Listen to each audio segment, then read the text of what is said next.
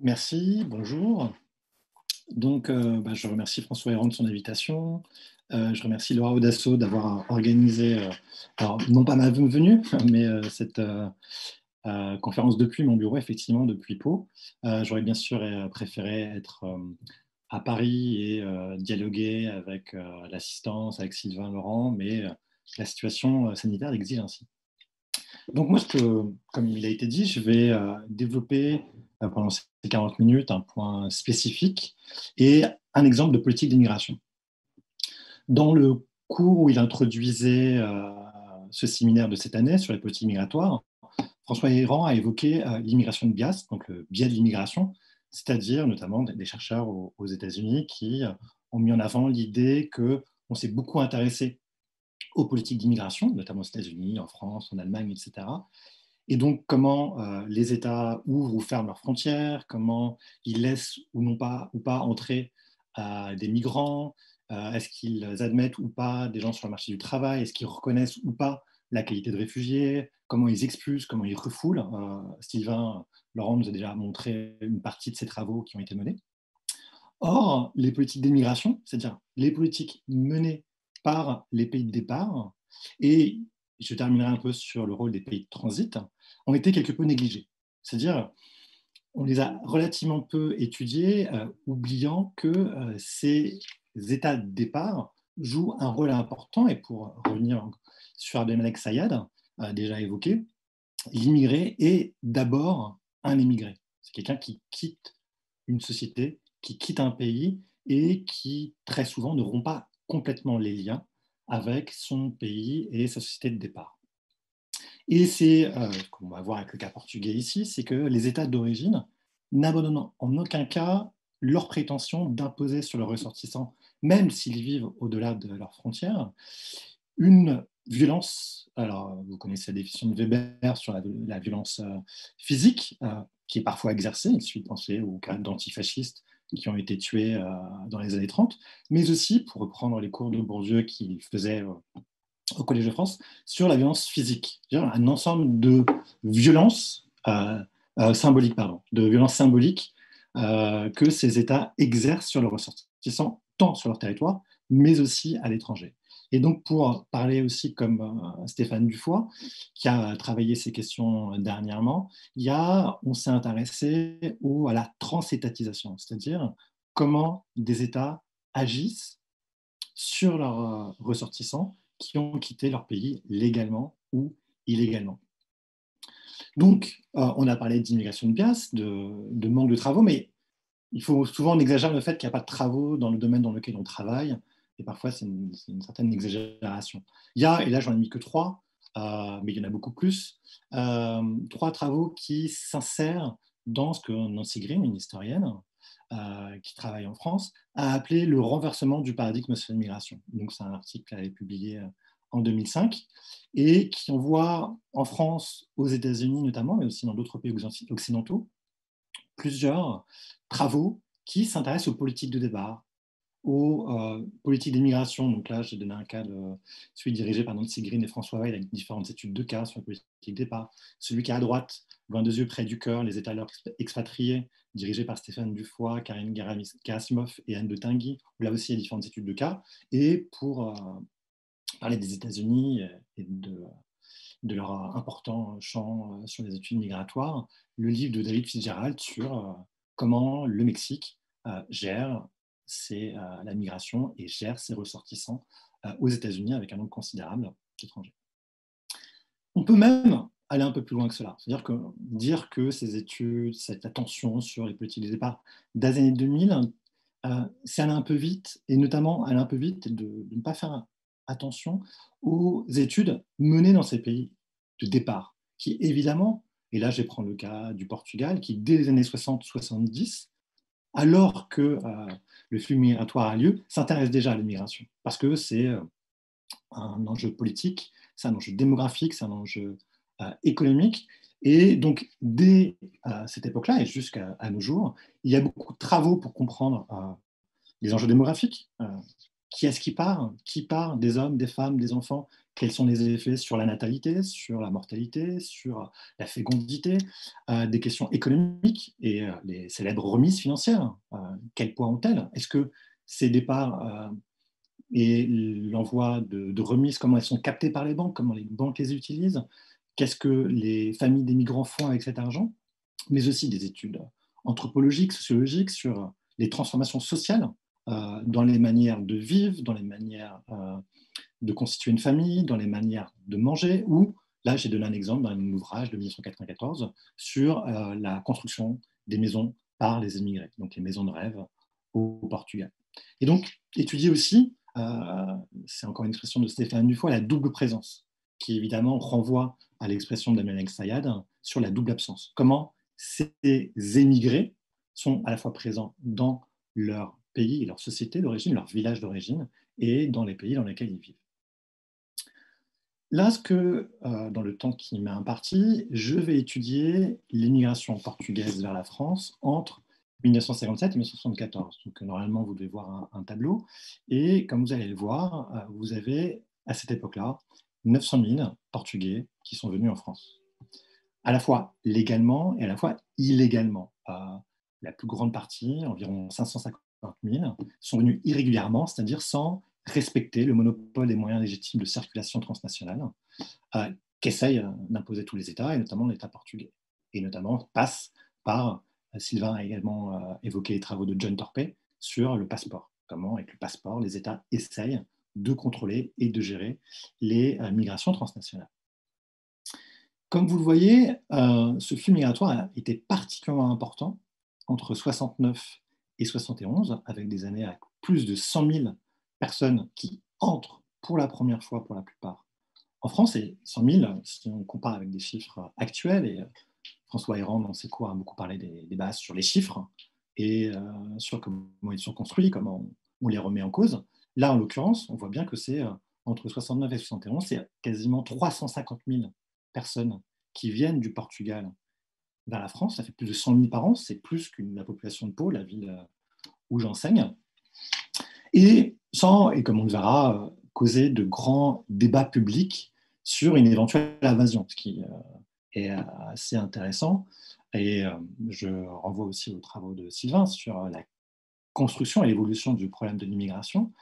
Dès cette époque-là, dès la fin des années 60, il y a au sein de l'État français des agents qui disent qu'il faut maîtriser l'immigration, et notamment l'immigration irrégulière, qui se fait hors du cadre de l'ONI, de l'Office national d'immigration.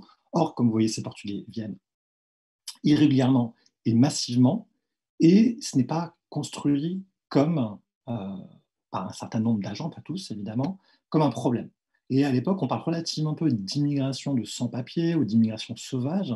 Le terme qui est souvent utilisé pour les Portugais, c'est l'immigration spontanée, comme si elle était naturelle, inéluctable et bénéfique.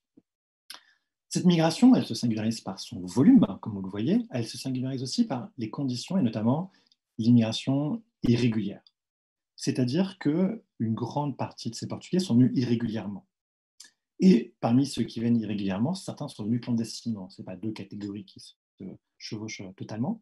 Et surtout, jusqu'en 1965, et on y reviendra, les Portugais qui veulent venir travailler en France sont contraints de traverser les frontières entre le Portugal et l'Espagne, tout le territoire espagnol et l'Espagne, la frontière entre l'Espagne et la France, de manière clandestine, en utilisant des passeurs. Et là, c'est une des rares photographies, à l'époque on prenait moins de photographies que de nos jours, prise par un photographe d'origine haïtienne, Gérald Goncourt, qui a accompagné certains migrants et leurs passeurs dans les Pyrénées. Et le deuxième élément important, et là je garde toujours des photos de Gérald Goncourt et que François Héran a évoqué au début de la présentation, c'est en partie à cause, mais pas seulement, mais en partie à cause de cette migration irrégulière, clandestine, c'est-à-dire que donc, ces Portugais venaient sans contrat de travail et donc leurs employeurs pouvaient esquiver le fait de les loger, comme ils étaient obligés de le faire en fonction des législations de 1945. Eh bien, ces Portugais qui viennent massivement en France n'ont pas d'employeurs qui les logent et ils sont contraints de se loger par eux-mêmes. Donc, soit dans des bidonvilles, on a parlé du bidonville de Nanterre, les plus connus, et le bidonville de Champigny-sur-Marne, il y a aussi également ceux de Saint-Denis, d'Aubervilliers, il y en a aussi en province, à Oyonnax par exemple, dans l'Ain. Et donc ces bidonvilles, ces baraquements, ces taudis, ces baraques dans les chantiers marquent fortement cette immigration à l'époque et marquent aussi beaucoup, on pourra peut-être en parler plus tard, la mémoire de l'histoire de l'immigration portugaise. Ces départs irréguliers, ils se développent dans un cadre que je dois évoquer pour que ça soit plus compréhensible, qui est le cadre de la dictature d'Antonio de Oliveira Salazar, la dictature salazariste. Salazar est arrivé au pouvoir en 1932.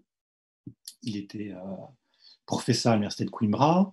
En 1926, des militaires avaient organisé un coup d'État, avaient créé une dictature militaire qui était confrontée notamment à des problèmes financiers, problèmes de dette, problèmes d'inflation, etc.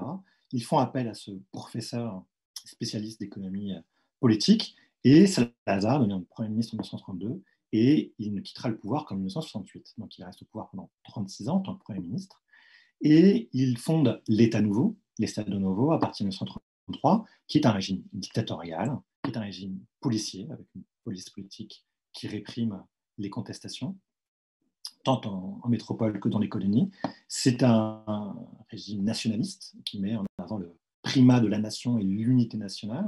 Et c'est aussi, c'est un élément important, c'est une république corporative. C'est-à-dire que la dictature de Salazar, comme la dictature de Mussolini ou Primo de Rivera, se veut une république corporative, ni complètement capitaliste, ni surtout communiste, et prétend harmoniser les intérêts et les revendications d'un côté des travailleurs et de l'autre côté du patronat. Bon, c'est surtout un bâillonnement des revendications des travailleurs qui va avoir lieu, mais il y a toute une rhétorique corporative qui va être importante. Et cette dictature, certes, elle est dirigée pendant 36 ans par Salazar, et cette dictature, comme la plupart des dictatures, met en avant l'unité, la cohésion, la cohérence avec un dictateur fort. Salazar est souvent présenté comme un dictateur fort dans le sens où il passait son temps à gouverner, il ne sortait pas de son bureau, il n'avait pas créé de famille, il détestait les bains de foule, et donc il passait toutes ses journées dans son bureau à gouverner la politique internationale, la politique nationale, des menus détails. Mais cette dictature est loin d'être monolithique. Comme tous les États, comme l'a présenté Sylvain, il y a au sein de l'État portugais des tensions, parfois fortes,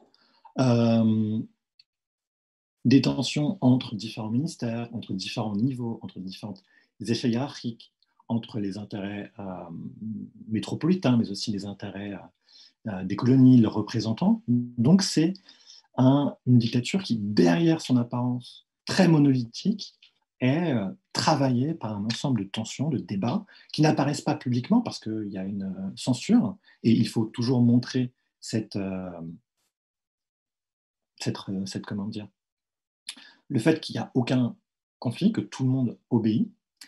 Et là, ce qui va être intéressant pour l'époque que je vais étudier, c'est que les tensions jouent sur quel est l'avenir économique et géopolitique du Portugal.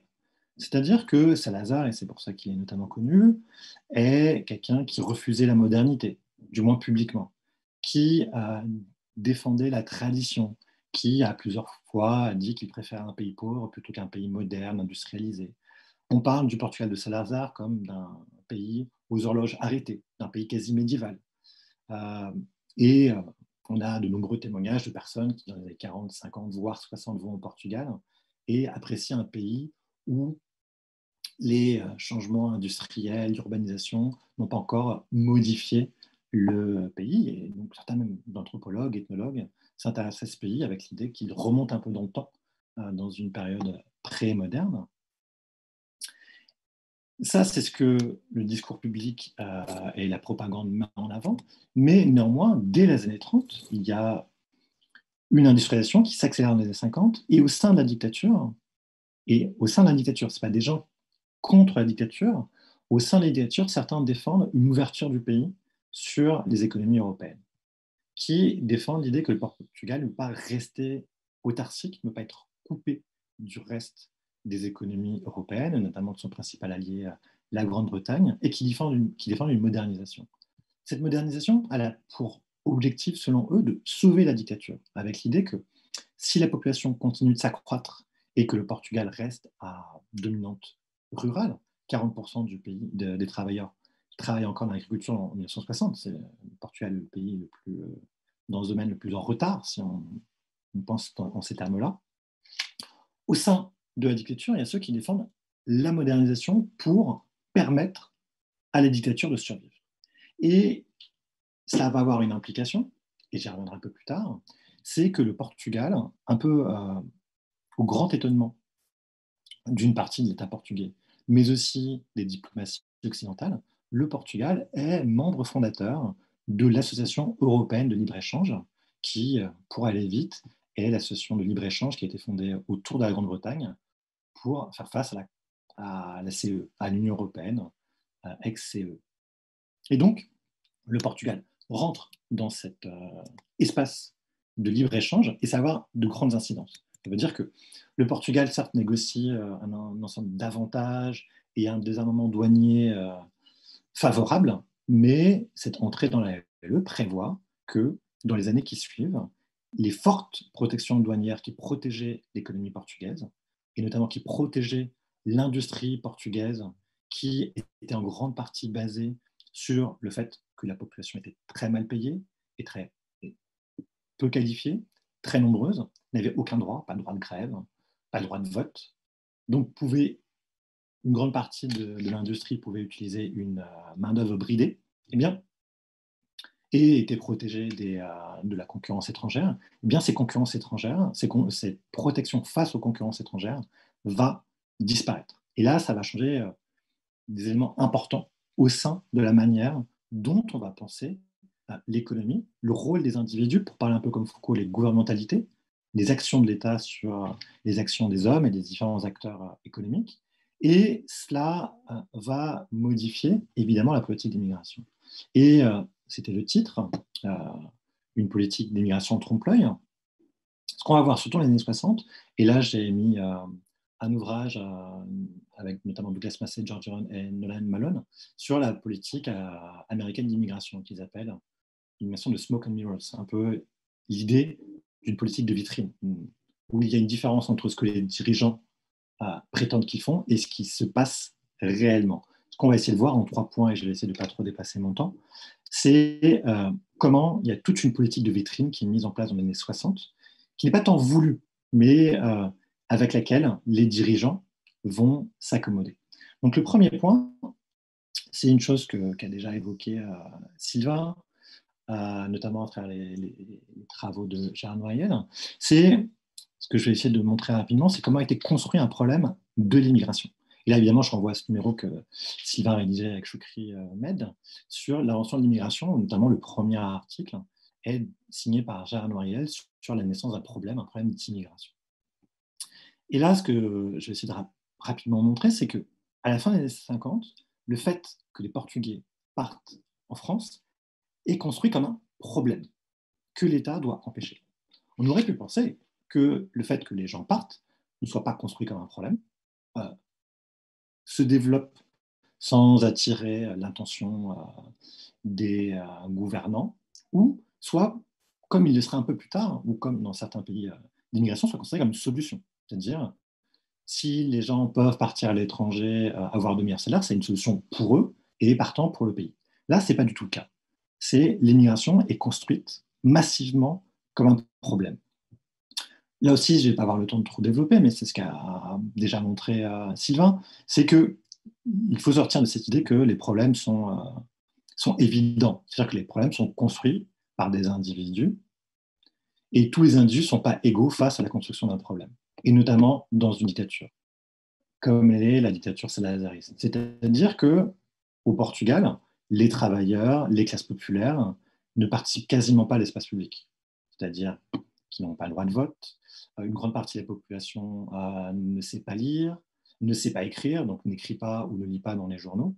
Et il n'y a pas vraiment de canaux qui permet à la population des classes populaires de présenter leurs problèmes et éventuellement de présenter ce qui est un problème ou ce qui est une solution. Ce qui va dominer au Portugal, c'est à la fois les gouvernants, leur vision du monde, mais aussi une partie des élites du pays, et notamment, je pense, aux notables ruraux, aux propriétaires de main-d'œuvre, soit du sud du pays avec les grandes exploitations, les latifundiums de la laine Tejo, ou les moyens et plus grands propriétaires du nord du pays, où là, il y a une plus grande parcellisation de la terre. Il y a beaucoup de paysans qui ont des toutes petites terres, très dispersées, mais vous avez quand même de plus grands propriétaires qui emploient des fermiers, des métayers, des journaliers, etc. Et c'est notamment eux qui vont construire ce programme de migration. Comment ils le font? Ils le font en écrivant à Salazar, en écrivant au ministre de l'Intérieur, et j'y reviendrai, en écrivant à leurs députés. Il y a une assemblée nationale avec des députés qui sont extrêmement attentifs à la vie, à l'opinion de ces notables ruraux qui sont pour la dictature le moyen de contrôler le pays, pensez au caciquisme, au clientélisme. Et donc, ces différents notables, ces petits industriels d'une industrie qui est dispersée dans les campagnes, dans le cadre d'une polyactivité dans le nord du pays, ils ne cessent, dès les années 50, dès la fin des années 50, alors que l'immigration, si je revenais sur le tableau, dépasse même pas les 10 000 personnes par an vers la France, de présenter l'immigration comme un énorme problème. Et ce qui est intéressant, c'est que l'immigration vers la France est présentée comme un problème dès les années 50, alors que l'immigration problème existait déjà un peu. C'est-à-dire qu'on a souvent tendance à dire, et ce n'est pas complètement faux, que l'immigration portugaise est relativement tardive par rapport à d'autres courants migratoires comme l'immigration italienne, polonaise ou algérienne. Il y a le début de l'immigration portugaise en France, date de la Première Guerre mondiale. Là, je vous ai mis un document qui est la Convention franco-portugaise du 28 octobre 1916. Je ne vais pas avoir le temps de développer, mais en 1916, le Portugal, pour des raisons politiques et diplomatiques, veut rentrer dans la Première Guerre mondiale. C'est le Portugal qui veut envoyer des troupes combattre les Allemands en France. Et la France obtient du Portugal, dans ce cadre-là, l'envoi de travailleurs. Et donc, il y a environ 15 000 Portugais qui viennent combattre. Et après la Première Guerre mondiale, la France essaye d'obtenir un accord de main-d'œuvre du Portugal, à l'image de ce qu'elle négocie avec l'Italie, avec la Tchécoslovaquie et la Pologne. Et là, déjà, le grand Portugais refuse. Le grand Portugais refuse, pour un ensemble de raisons qu'on retrouvera dans les années 60. Mais néanmoins, entre 1919 et 1931, en 1919 est créé un dépôt des travailleurs portugais à Hendaye, à la frontière franco-espagnole. Et par ce dépôt, là je vous donne un exemple de sauf-conduit d'un de ces travailleurs qui vient en France, en l'occurrence en 1929, il y a 75 000 Portugais qui rentrent en France entre 1919 et 1931, qui viennent surtout travailler dans des chantiers, dans le nord de la France, des travaux peu qualifiés, très difficiles. Très souvent, ils ne restent pas longtemps en France. Mais comme on le voit, il y a le fait que le Portugal refuse de signer un accord de main-d'œuvre en 1919 montre qu'il y a déjà des réticences qui dépassent les clivages politiques et qu'on retrouve tant du temps de la République que de la dictature. Cette réticence, elle vient notamment d'une certaine vision mercantiliste de l'économie et de la société. C'est-à-dire que ça, on le retrouve au XIXe siècle, on le retrouve au XXe siècle, on le retrouve du temps de la République, du temps de la dictature. Il y a cette idée que la principale richesse du pays, c'est le nombre d'hommes et de femmes. Et qu'il faut conserver les hommes, qu'il faut conserver les travailleurs. Et donc, dès la fin des années 50, il y a un discours extrêmement fort qui est de dire que le pays se vide de sa population, et plus particulièrement de sa population la plus active, les jeunes hommes qui partent travailler en France. Donc, dès la fin des années 50, alors que ça ne correspond pas à la réalité, c'est un discours extrêmement idéologique, il y a des descriptions d'un Portugal rural qui est complètement vide, où il n'y aurait que des femmes et des enfants. C'est extrêmement loin de la réalité. D'autre part, dans ces lettres, dans ces protestations contre l'immigration, qu'est-ce qu'on trouve? Évidemment, ceux qui protestent ne disent pas qu'ils protestent pour défendre leur intérêt personnel, leur intérêt privé. Ils mettent en avant l'intérêt national, l'intérêt supérieur de la nation. Et ils disent que cette immigration est un risque pour la dictature, un risque pour l'ordre. Pourquoi? Parce que ces Portugais et ces classes populaires portugaises, elles sont dépeintes souvent comme des enfants. C'est-à-dire que ce sont de bonnes personnes, mais elles n'ont pas d'esprit critique. Et donc, en France, elles sont hors de la tutelle du curé, hors de la tutelle de l'instituteur, et elles risquent de devenir communistes, d'être embrigadées dans des syndicats. Il y a notamment la CGT qui crée en 1964 un journal qui s'appelle Au Travaillador, donc le Travailleur. Et donc, on craint que ces Portugais, en France, ne reviennent communistes, ne reviennent participer à des actions contre le régime. Et on craint notamment le fait qu'en France, il y a une présence importante et qui s'accroît au fil des années d'exilés. D'autre part, il y a tout un discours sur la moralité. On se présente évidemment comme des êtres moraux et on présente la France comme un pays amoral. Le fait que la France est un pays où la religion a perdu de son influence, où ces immigrés sont happés par des idées matérialistes alors qu'ils devraient défendre les idées spirituelles. Je vous ai parlé tout à l'heure des maisons. On critique très fortement les maisons des immigrés en montrant qu'elles sont énormes, qu'elles ne participent pas au goût, à la tradition portugaise. Et en fait, en délégitimant ces maisons, on essaye de délégitimer leurs propriétaires, en montrant que leur ascension sociale, qui est incarnée dans ces maisons, est illégitime. Et donc, c'est une crainte d'un bouleversement social provoqué par la migration. Et un des éléments importants, il y en a d'autres, mais je n'aurai pas le temps de tous les évoquer, c'est dès 1918-19 et dans les années 60, c'est défendre l'Empire. Il ne faut vraiment pas oublier, et ça c'est fondamental, que le Portugal est encore un empire, et qu'à partir de 1961, il y a ce qu'on appelle les guerres coloniales ou les guerres anticoloniales, en Angola, au Mozambique, en Guinée-Bissau, et que la dictature défend l'Empire, se défend, dit que la condition sine qua non de l'existence du Portugal est d'avoir l'Empire, c'est une mission donnée par la Providence. Et donc, il faut éviter l'immigration parce que l'immigration enlève deux éléments fondamentaux. D'une part, elle enlève des colons, et jusqu'au 25 avril 1974, on implore, on demande, on essaye de canaliser la population qui voudrait quitter le Portugal vers les colonies et enlève un autre type de personnes, c'est-à-dire les soldats. Il y a parmi ceux qui vont en France, il y a des déserteurs, il y a des réfractaires, il y a des insoumis. Et donc, on considère que cette émigration vers la France est antinationale et contre le devoir du pays. Chose que disent moins, évidemment, ceux qui critiquent l'immigration, c'est que l'immigration remet totalement en cause, donc d'une part la hiérarchie sociale, comme j'ai déjà dit, mais aussi le système économique de domination.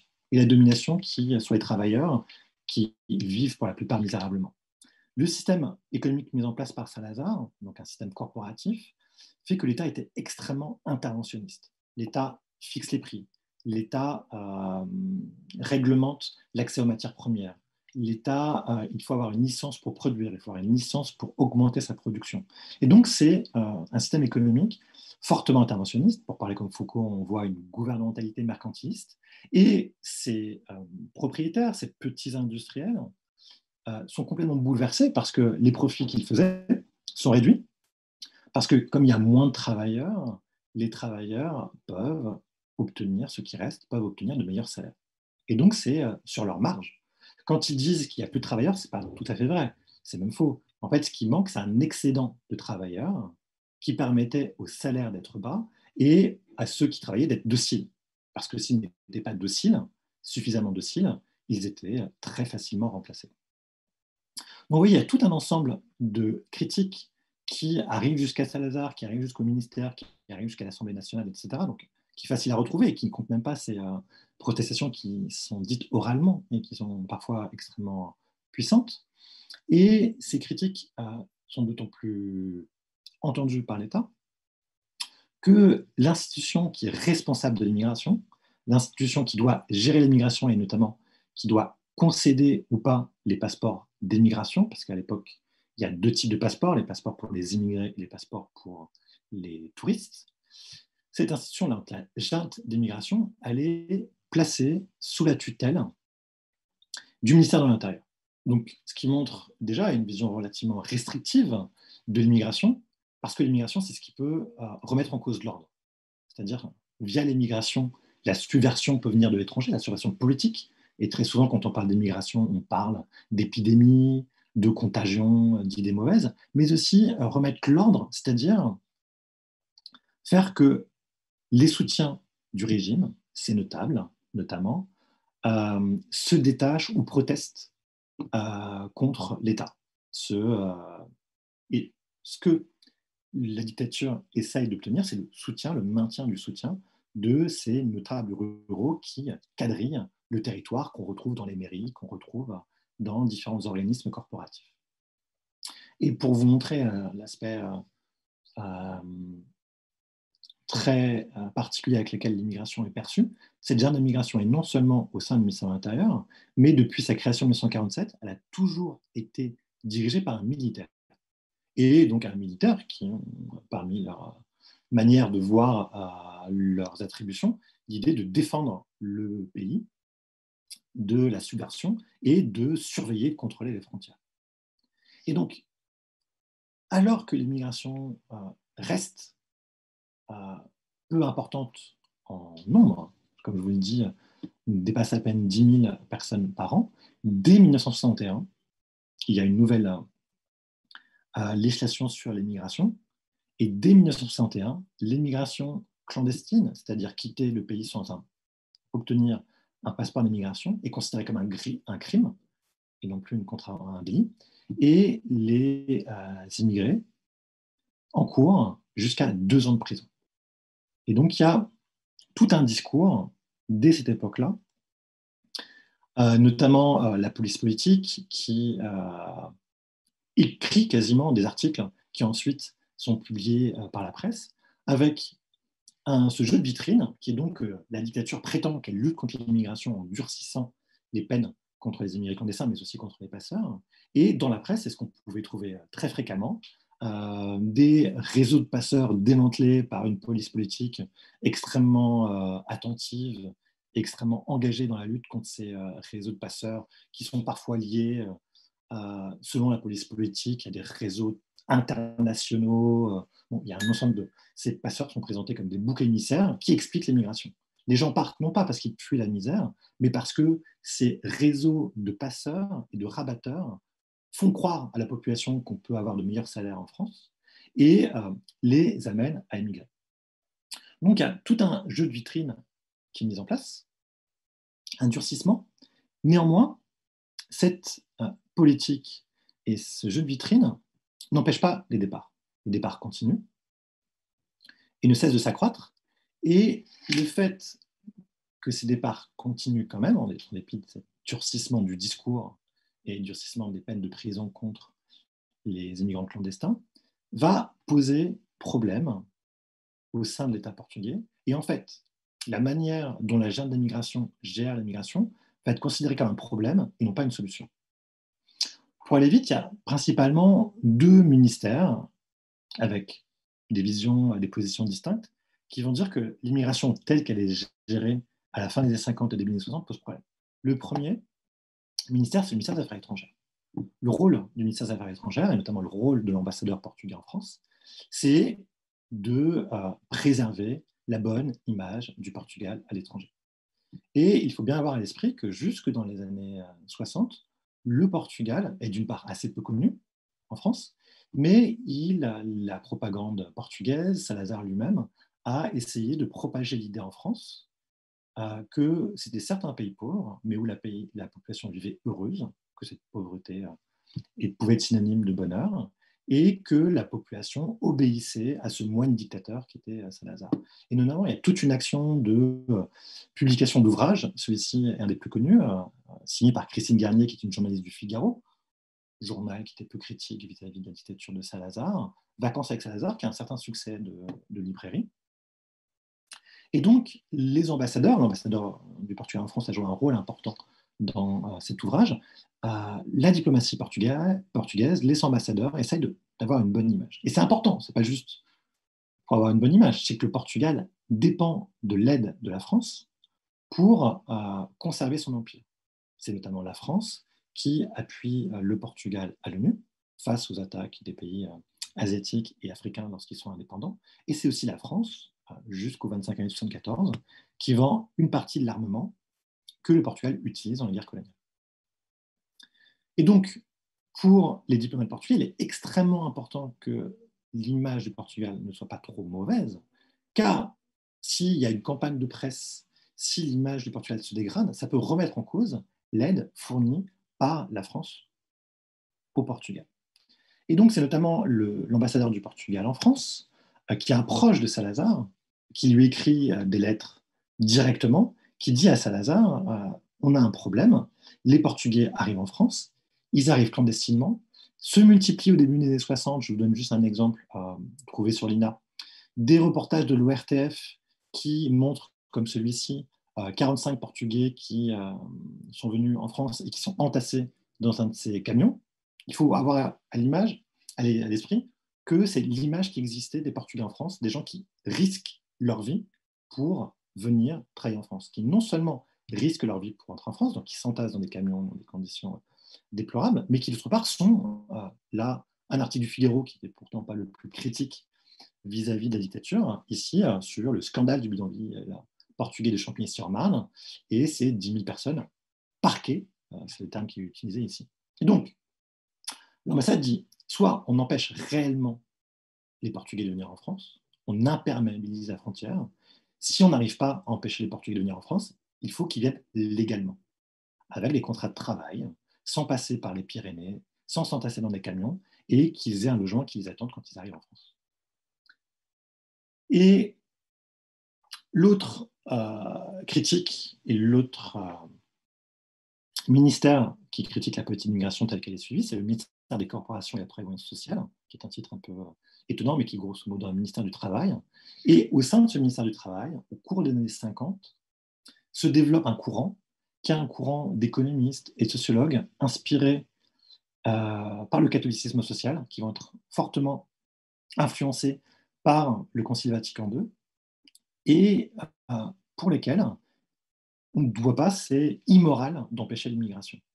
Si l'émigration est le seul moyen pour les classes populaires, pour une population pauvre, d'avoir une meilleure vie, il faut les laisser émigrer.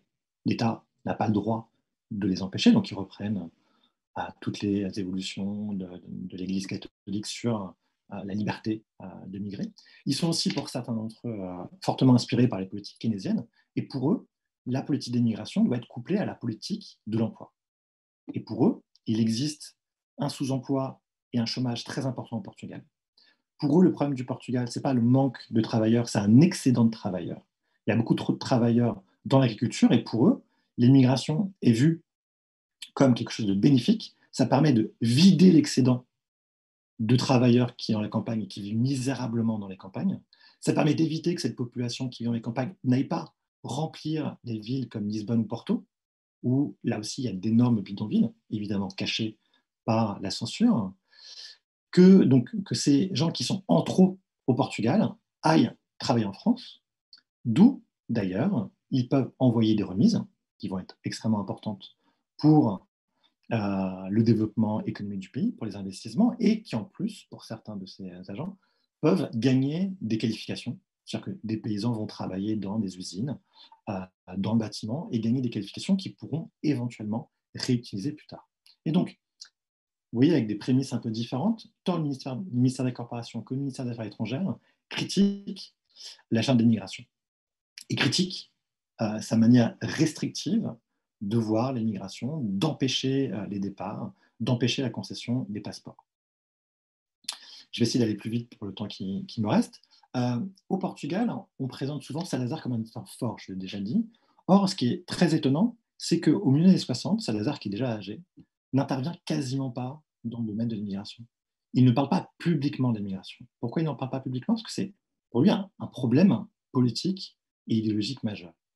Salazar s'est présenté comme celui qui a restauré la grandeur du Portugal, celui qui a réglé le problème économique du Portugal, celui qui a permis de faire du Portugal un pays stable où la population vit confortablement, du moins dit la propagande. Le fait que des centaines de milliers de personnes quittent le pays dans des conditions déplorables, illégalement, évidemment, remet en cause totalement ce discours du retour de la grandeur du Portugal, de la restauration. Et donc, il n'en parle pas, parce qu'il y a un énorme hiatus entre ce que la propagande dit et ce que représente l'immigration. Néanmoins, ce qu'on peut voir, c'est qu'en 1963, il accepte et il permet que la France et le Portugal signent un accord d'immigration qui est signé le 31 décembre 1963, qui est une vieille demande de la France depuis, on l'a dit, après la Première Guerre mondiale, mais de nouveau après 1945. Le Portugal a toujours refusé de signer un accord de main-d'œuvre en temps de paix. Et là, en 1963, le Portugal accepte. Et donc, il y a un accord de main-d'œuvre qui aurait dû mettre fin à l'immigration clandestine. Or, ce n'est pas du tout le cas. Et là, les torts sont partagés. D'une part, le ministère des Corporations, la junte d'immigration, qui ne voulait pas de cet accord, va tout faire pour le saboter. Elle va trouver un ensemble de chicanes administratives pour que cet accord ne se mette pas en place.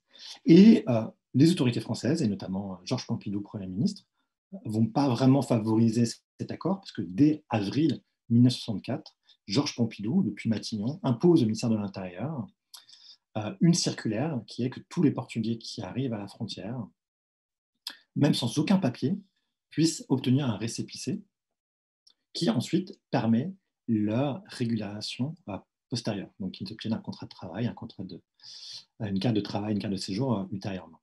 Et c'est à partir de cette époque-là que, notamment, au lieu de passer par les montagnes, au lieu de risquer leur vie, l'immigration portugaise, bien qu'elle soit irrégulière, se concentre sur Hendaye. Et donc, il y a notamment ce livre avec des photos qui ont été prises dans la gare d'Hendaye. Et j'y reviendrai un peu plus tard, mais vous regardez bien, on y voit une femme et des enfants, et ce n'est pas anodin. Dernier point. Et de ma dernière partie. Donc, comme on le voit, on a au sein de l'État portugais une institution, la junte d'immigration, qui veut éviter les départs vers la France, qui est un peu la voix et qui défend les intérêts de ce qu'on appelle, les historiens portugais appellent le bunker rural, c'est-à-dire ces grands propriétaires, ces moyens propriétaires, ces industriels du textile qui ne veulent aucun changement et qui donc critiquent le fait qu'il y ait des départs et qui essayent que l'État les empêche. Et d'un autre côté, différents ministères qui disent que soit il faut éviter l'immigration clandestine, soit il faut permettre l'immigration parce que c'est une solution. Ce qui est très intéressant au début des années 60, c'est qu'au Portugal, personne ne propose de construire un mur. Alors que de nos jours, comme vous le savez, il y a des dizaines de milliers de kilomètres de murs entre pays, parfois entre quartiers, entre villes. À l'époque, dans les différentes archives que j'ai consultées, personne ne veut construire de murs. Personne ne veut complètement imperméabiliser la frontière. Ce n'était pas possible, parce qu'en 61, comme vous le savez, la RDA, pour régler un problème similaire, construit le mur de Berlin.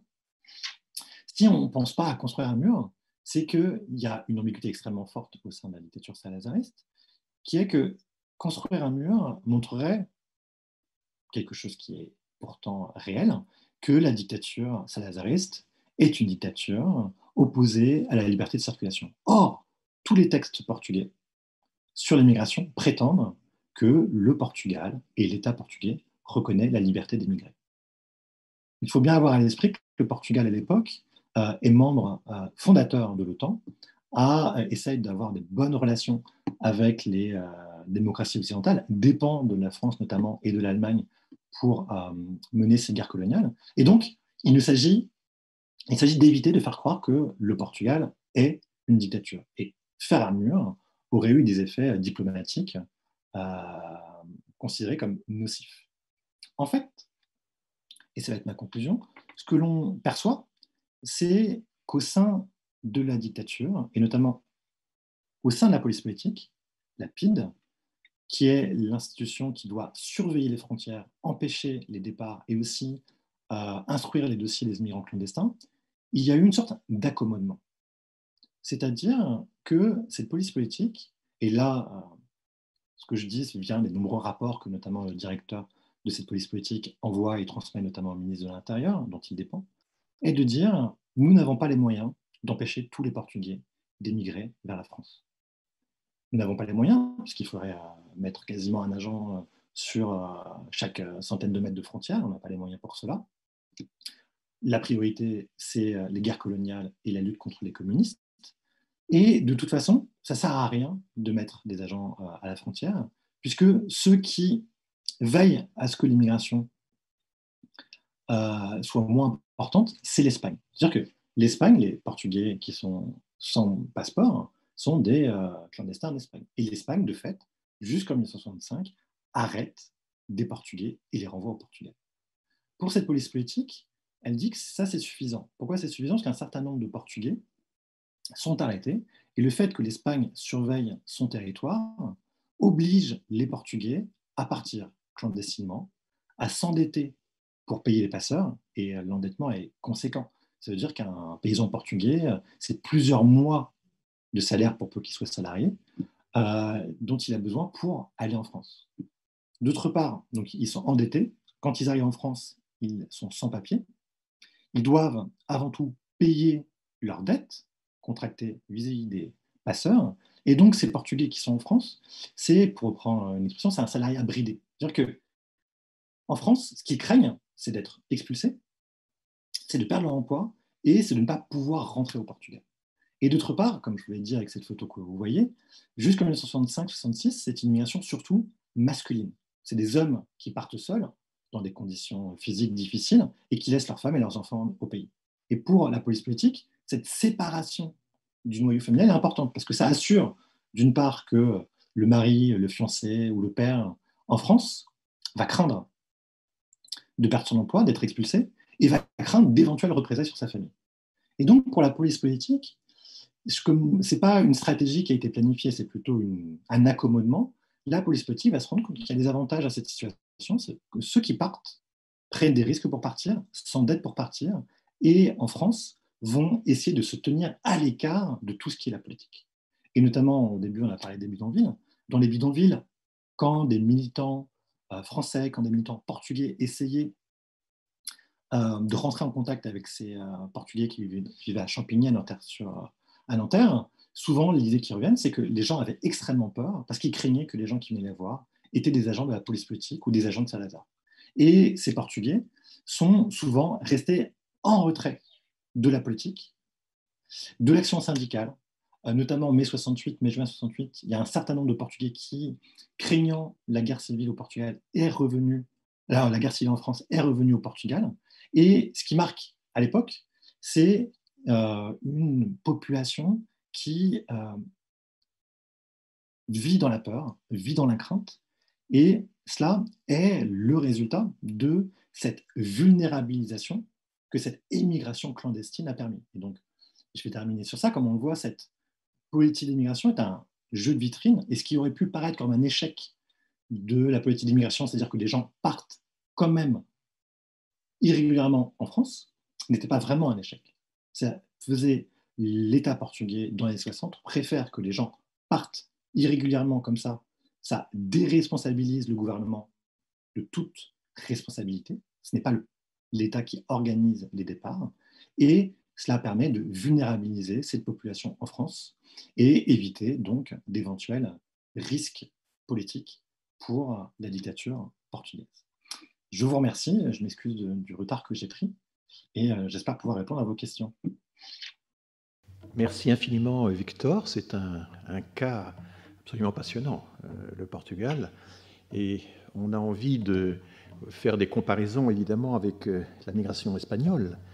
Mais on voit bien qu'elle est assez différente, parce que, si je ne me trompe pas, la migration portugaise a été quand même massive depuis... L'émigration portugaise était massive depuis, je dirais, les 2/3 nord du pays, les tiers de micropropriétés, avec cette multitude de municipes, de petites communes très dispersées, qui est encore à l'échelle des paroisses, enfin, alors que les grandes terres de latifondia du sud, l'Alentejo, finalement, en proportion, ont beaucoup moins migré, sans doute à cause d'un contrôle plus dur de la part des grands propriétaires. C'est bien ça, on peut dire ça.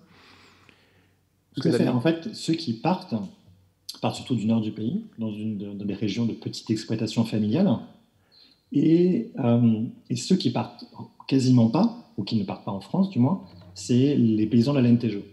Et donc effectivement, il y a ce contrôle des propriétaires, mais il y a aussi un élément que j'ai un peu indiqué, c'est que pour partir en France, et comme aujourd'hui, ce n'est pas les plus pauvres qui partent.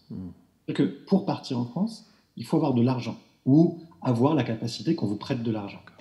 Et donc, c'est souvent ces petits propriétaires ou fils de petits propriétaires qui peuvent hypothéquer éventuellement des terres, qui peuvent obtenir de l'argent de leurs proches, qui ensuite peuvent payer les passeurs. Et non Les pas des propriétaires, journaliers, et non pas des journaliers agricoles, quoi. oui, voilà, les journaliers agricoles à l'Alentejo n'ont aucune capacité de obtenir cet argent pour ensuite aller en France. Et donc, ces journaliers agricoles de l'Alentejo, quand ils émigrent, en fait, ils partent. Et c'est eux qui vont constituer les travailleurs de l'industrie autour de Lisbonne, notamment au sud de Lisbonne, de l'industrie sidérurgique. Et c'est plutôt là où ils vont partir, mais très rarement vers la France.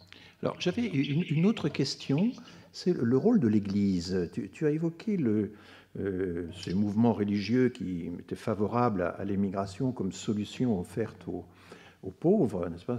C'était en gros la thématique générale. Mais ce qui a beaucoup frappé les observateurs français de l'immigration portugaise dans les années 70, je m'en souviens très bien encore, c'était le fait que ces colonies portugaises en France étaient très encadrées par l'Église, amenaient leurs prêtres, un peu comme les Polonais des années 20, n'est-ce pas? Il y avait un côté encadrement par l'Église. Est-ce que tout ça a été raisonné, était soutenu par la hiérarchie, ou est-ce que ça procédait simplement de quelque chose de spontané, enfin, des villages entiers ayant migré, et finalement l'Église préférant les accompagner plutôt que de les laisser livrer à eux-mêmes, ou est-ce que l'État est intervenu avec l'Église pour encadrer spirituellement, moralement les populations? Enfin, comment ça s'est passé? En fait, dès la fin des années 50, dès 1957, il y a une mission catholique portugaise qui arrive en France avec des missionnaires. Là, le Portugal a une longue tradition missionnaire, mais plutôt vers l'Afrique ou vers l'Asie. Et là, il y a des missionnaires qui arrivent, qui s'installent dans le 16e, qui utilisent les locaux au début de la mission espagnole, rue de la Pompe, dans le 16e arrondissement, et qui sont des missionnaires extrêmement conservateurs, qui se perçoivent comme les représentants de la dictature et de l'Église catholique, mais avec ce lien extrêmement fort entre l'Église catholique la plus conservatrice et la dictature, et qui essayent notamment d'encadrer cette population, surtout en région parisienne, et notamment d'organiser des fêtes le 1er mai pour empêcher les travailleurs d'éventuellement de participer au 1er mai, et qui, donc, c'est facilement documenté parce qu'ils écrivent souvent à Salazar. Donc il y a cette partie où il y a un lien avec le ministère de l'Intérieur de cette mission catholique. Mais ce qui est intéressant, c'est qu'il y a aussi au sein de l'Église portugaise ce qu'on appelle parfois, avec trop de facilité, un catholicisme progressiste. Et il y a aussi des curés ou de jeunes séminaristes qui, en France, parce qu'ils continuent leurs études ou parce qu'ils sont venus, organisent des bulletins, organisent des messes, et où il y a aussi tout un catholicisme progressiste, notamment autour d'un journal qui s'appelle Présence portugaise, qui va notamment avoir de nombreux liens avec la CFDT. La CFDT, quand elle a essayé d'intégrer, de rentrer dans un milieu qui est assez imperméable, qui est le monde des travailleurs portugais, ça va être notamment par des séminaristes progressistes. Donc, certes, il y a cette église très conservatrice qui est là pour empêcher les Portugais en France de devenir communistes, et avec des discours qui exagèrent toujours le risque de la contamination.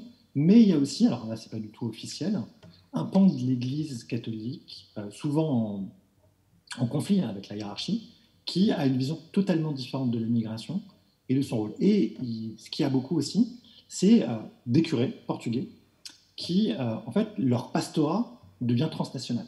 C'est-à-dire que, ça notamment, c'est ce que montre David Fitzgerald dans son travail sur le Mexicain aux États-Unis, certains curés de village prennent l'habitude, assez rapidement, d'aller tous les ans dans... Alors souvent, alors je n'ai pas le temps de l'évoquer, souvent il y a en fait, des chaînes migratoires, des Portugais d'un village donné, qui vont beaucoup, pas tous, dans telle ou telle ville.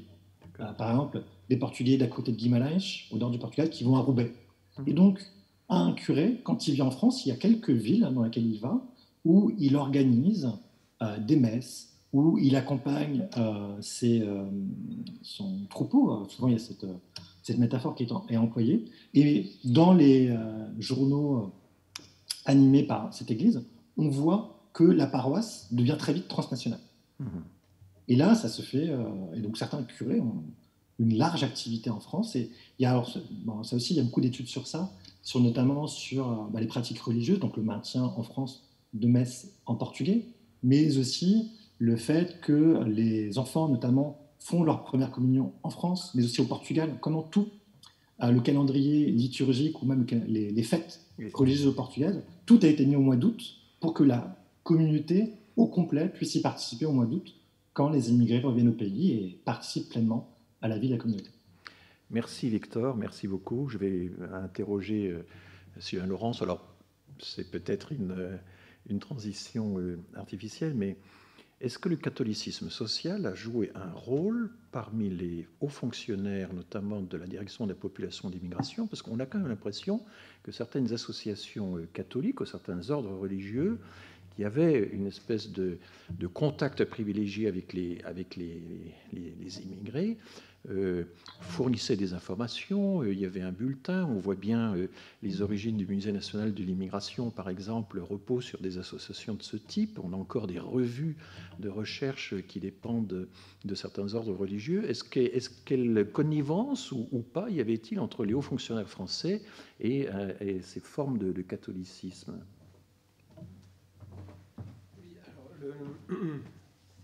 Les proximités sont de plusieurs ordres. Il y a, dans la DPM, dans la direction de population et d'immigration, il y a une sous-direction à l'action sociale qui a une histoire un peu particulière et qui, elle, a été en lien notamment avec l'accompagnement religieux de la migration algérienne, et notamment la commande,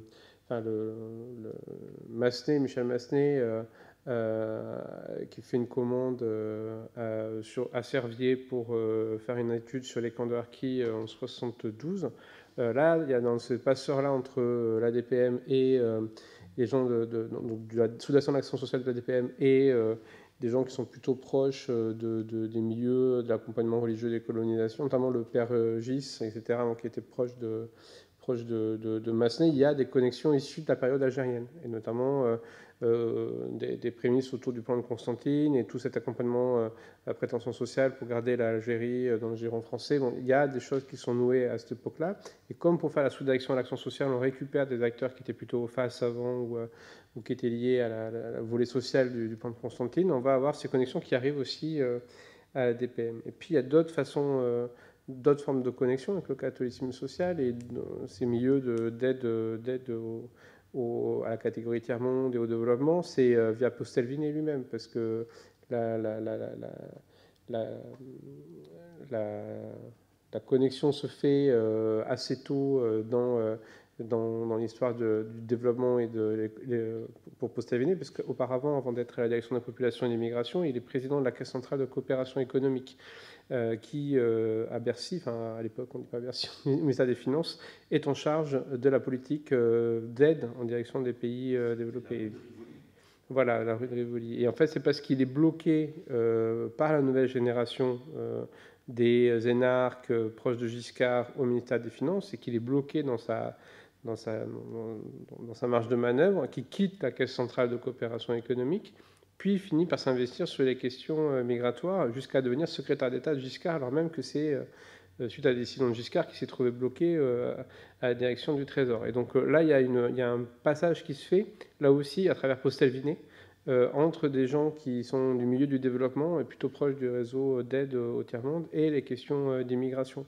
Et quand Postelvini se retrouve secrétaire d'État à l'immigration, les articles, notamment un article dans Jeune Afrique qui fait son portrait, il n'est mis en avant que ces liens quasiment avec l'aide au développement et le catholicisme social. Donc là, il y a des connexions qui existent et qui ont toujours été plus ou moins connectées. Puis après, elles vont perdurer aussi sous Dijoud. C'est-à-dire, Paul Dijoud, la première chose qui me met en avant, notamment quand je fais un entretien avec lui pour les besoins de mon travail, c'est le fait qu'il a d'abord été scout, qu'il a été plutôt proche dans le catholicisme social dans la région de Lille, etc. Donc il y a ces connexions-là, elles sont assez peu surprenantes aussi sous la période de Giscard, puisque c'est l'UDF, etc. Mais elles existent aussi et elles sont assez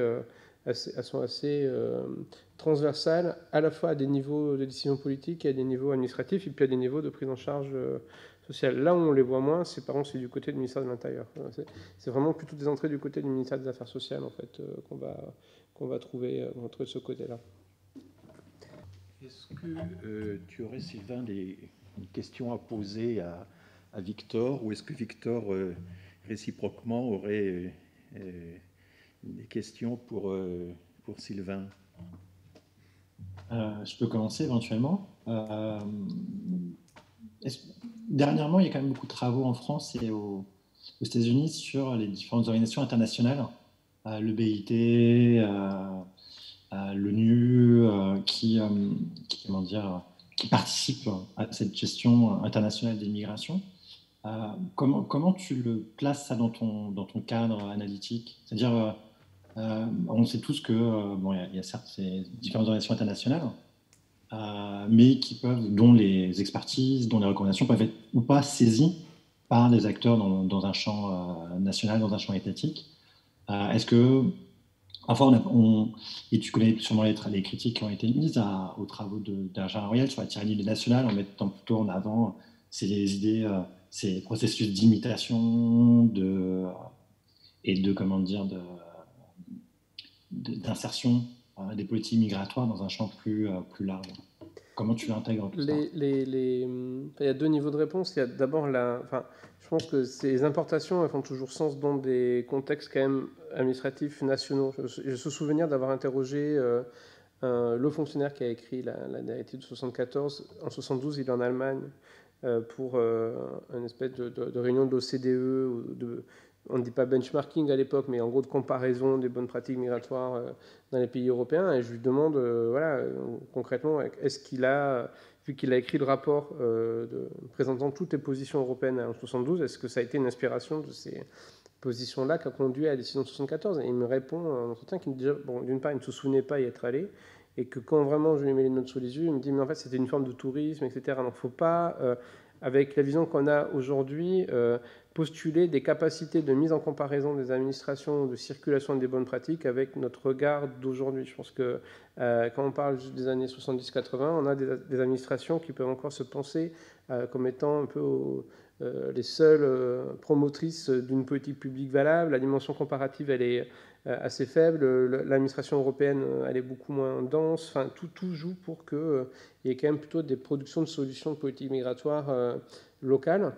Par contre, ça ne veut pas dire qu'il n'y a pas, quand une organisation internationale, une OI, produit quelque chose qui pourrait être importé parce que ça vient renforcer des positions de certains acteurs, des choses qui se produisent. Et notamment, je pense que c'est le cas, on le voit, on le voit notamment sous Stoléru, sous Lionel Stoléru, dans la deuxième partie de la fin du mandat de Giscard, entre 77 et 81, avec la catégorie interculturelle, dont la thèse d'Adèle Momeja montre qu'elle circule d'abord du côté de l'OCDE, des organisations internationales, etc. Puis elle va finir par être transposée dans le cas français, mais parce qu'elle transite aussi via l'UNESCO, qui est à Paris. Enfin, il y a toute on va dire un caractère local de l'expertise des organisations internationales, surtout quand c'est le cas de l'UNESCO, qui fait qu'il y a une proximité aussi géographique, matérielle dans Paris, qui fait que les catégories internationales circulent d'autant plus vite qu'elles n'ont que quelques rues à traverser dans Paris. Et donc là, il y a un rapport de l'UNESCO sur l'interculturel qui finit par percoler et qu'on va voir retrouvé et ressaisi par des acteurs qui sont plutôt des anciens acteurs coloniaux, qui sont ceux qui gèrent l'Office pour la promotion de la culture des immigrés, on n'a plus le temps de parler aujourd'hui, qui est un peu l'office qui gère aussi les missions mosaïques, etc. Et la catégorie interculturelle, eux, vont s'en saisir pour faire de la politique culturelle. Ce qui n'est pas tout à fait la façon dont elle circule au niveau international. Et donc, dans ces jeux d'appropriation des catégories administratives promues par l'OCDE ou l'ONU, il y a aussi des fois des adaptations très locales et un jeu très local. Donc, effectivement, je dirais que ça joue. Ça joue à la mesure de ce que ça peut circuler et jouer dans les années 70-80. Et par contre, quand c'est importé, il faut y appliquer toute la sociologie des importations culturelles ou des traductions pour montrer que quand un bien culturel il voyage, il est souvent réadapté, quoi. Donc l'interculturel version française, c'est pas tout à fait l'interculturel version ONU ou OCDE, mais effectivement, il y a ce type aussi de choses qui peuvent arriver et qui peuvent venir transformer ou remodeler les politiques migratoires. Merci beaucoup. Moi, j'avais une question à poser à Victor, puisqu'on est parti en autogestion. Là, c'est la fin du séminaire, on a le droit de faire un peu... Voilà. C'était comment parce qu'en fait, l'arrêt de l'immigration française en 1974, c'est... on on l'oublie souvent, mais c'est une réponse aussi à l'arrêt de l'émigration algérienne annoncée en 1973, qui est même une réponse, une espèce d'effet comme ça permanent à la décision de 1972 de Marcelin Fontanet de retrancher du contingent pour l'année 1973 une part des régularisations. Et donc il y a cette espèce de jeu permanent en fait, de va-et-vient entre immigration et pays d'immigration et pays d'immigration. Est-ce que tu pourrais nous en dire un mot sur comment l'État français, lui, joue avec un peu ce que tu as décrit là par rapport à ce jeu de double miroir, quoi. En gros, est-ce qu'il y a aussi de la part de l'État d'immigration, d'accueil, une conscience de ce jeu en double miroir? Est-ce qu'il y a des formes de réaction à ça ou de contre-tactique que la France a développées ou a poussées, ou est-ce au contraire, on respecte les convenances et on ne va pas perturber le jeu domestique de l'État d'immigration? Voilà. Merci. Effectivement, donc, quand on étudie les rapports, les notes du Quai d'Orsay, des ambassadeurs, voire même de la DPM, on voit que beaucoup de hauts fonctionnaires français ont une vision de l'État portugais comme un État qui fonctionne mal, de la junte d'immigration qui cherche à tout prix à empêcher les gens de partir. Et donc, ils préfèrent, notamment le Quai d'Orsay préfère essayer de trouver un accord. Mais on sent, et je l'ai évoqué très rapidement, Pompidou, notamment avec Joubert quand il est à Matignon, Michel Joubert, eux, ce qu'ils veulent, et je n'ai pas eu le temps d'en parler, c'est une immigration portugaise la plus importante possible, avec ce jeu de regard, avec cette concurrence un peu inversée, qui est avec toujours ce que tu as très bien décrit, cette volonté de maîtriser et de réduire l'immigration algérienne. Et avec cette idée tacite que plus de Portugais viendront en France, ça permettra de limiter d'autres flux, non pas complètement les éliminer, etc. Et que la grande crainte aussi, c'est que les Portugais ne partent. Le discours que tu as beaucoup vu à la DPM, c'est que les Portugais en France ont des conditions de logement extrêmement précaires. Les salaires sont beaucoup moins élevés qu'en Suisse ou qu'en Allemagne de l'Ouest. Et donc, si on veut faire face à la concurrence suisse et ouest-allemande, avec ce souvenir de ce qui est arrivé avec les Italiens, qui à un moment ont cessé de venir en France pour aller plus vers le nord de l'Italie, vers la Suisse et l'Allemagne de l'Ouest, il faut ouvrir les frontières. C'est-à-dire que l'avantage comparatif de la France vis-à-vis des autres pays d'immigration, c'est d'ouvrir les frontières. Même si ça pose des problèmes avec le Portugal. C'est-à-dire que le Portugal a protesté contre cela, en disant « vous ne permettez pas de canaliser les flux migratoires par le biais de l'accord de 1963, puisque vous acceptez, vous tolérez l'immigration clandestine ». Et donc, il y a une conscience assez forte que prime le fait qu'il faut obtenir une immigration plus volumineuse et que ça passe par ne pas totalement respecter. Et quand, dans l'année après le décès de Salazar et le départ de Salazar, Caetano arrive au pouvoir, le Quai d'Orsay va notamment défendre, Schuman va défendre l'idée qu'il faut signer un nouvel accord de main-d'œuvre avec le Portugal, qui sera signé en 1971. Et Pompidou, là, qui est à l'Élysée, aura cela. C'est pour signer un accord de main-d'œuvre qui va limiter et réduire l'immigration portugaise, il n'en est pas question. C'est-à-dire que Pompidou disait le plus important, c'est d'avoir les Portugais. Qui viennent légalement ou pas légalement, ce n'est pas vraiment la question. Et donc, il y a une sorte de. Le Quai d'Orsay obtient quand même la signature d'un accord migratoire en 1971, mais qui en fait ne sera quasiment pas appliqué pour autant, parce que Pompidou, et notamment son principal conseiller social, Lavandès, imposeront toujours que de toute façon, si les Portugais rentrent illégalement, il faut au final les régulariser. Donc effectivement, il y a cette conscience très forte de ce que l'État portugais est un acteur, mais qu'on peut en fait le contourner. Et de toute façon, le Portugal, à l'époque, a tellement besoin du soutien diplomatique et militaire de la France que ça ne risque pas de remettre en cause. C'est-à-dire que c'est plus le Portugal qui dépend de la France que l'inverse. Donc ça, d'un point de vue diplomatique, ce n'est pas un grand danger. Merci beaucoup Victor, merci pour cette contribution. Je voulais juste dire que, alors moi mes souvenirs anciens, c'est que l'OCDE aussi a son siège à Paris, et pas seulement l'UNESCO. Et l'OCDE, dès le milieu des années 70, sous l'impulsion notamment de Georges Tapinos, qui a joué un rôle important dans la création de la branche migration de l'OCDE. C'est vraiment lui qui, par ses travaux, arrive à influencer l'OCDE. Il est également assez proche de Sauvy. Moi, j'étais très frappé de voir que la fameuse thèse de Stollérus, selon laquelle il faut que les travailleurs manuels français remplacent les immigrés, elle est énoncée par Sauvy en toute clarté, avec une force incroyable depuis plusieurs années déjà. Donc il y a eu une influence d'un certain nombre d'experts, d'un milieu d'experts, qui, via Sauvy, via Tapinos, qui avait à la fois son côté économique très lié à Jean-Claude Casanova et donc une certaine expertise, une expérience internationale, etc. Contribue à monter au sein de l'OCDE une forte expertise sur la question. Et cette expertise de l'OCDE, avec des brochures traduites en français, je me souviens qu'on allait au siège de l'OCDE acheter les publications en français de l'organisation, insistait justement sur la compétitivité de l'Allemagne et de la Suisse en matière de migration. Et donc ce que Victor nous a dit, à savoir que effectivement, non seulement les migrants portugais votaient avec leurs pieds, évidemment, en critiquant le régime de facto, en le livrant à ce qu'il était, mais en même temps aussi établissait finalement de facto des comparaisons entre le degré d'attractivité des différents pays européens. Et ça, c'est, je crois, aussi très important. Et j'invite les historiens, s'ils l'ont déjà fait, à se pencher aussi sur les archives de l'OCDE qui doivent être tout à fait intéressantes. Voilà, merci beaucoup à tous deux pour ce séminaire. Et j'espère que les auditrices et les auditeurs, ou les spectatrices et spectateurs, auront trouvé ça aussi passionnant que je l'ai trouvé moi-même.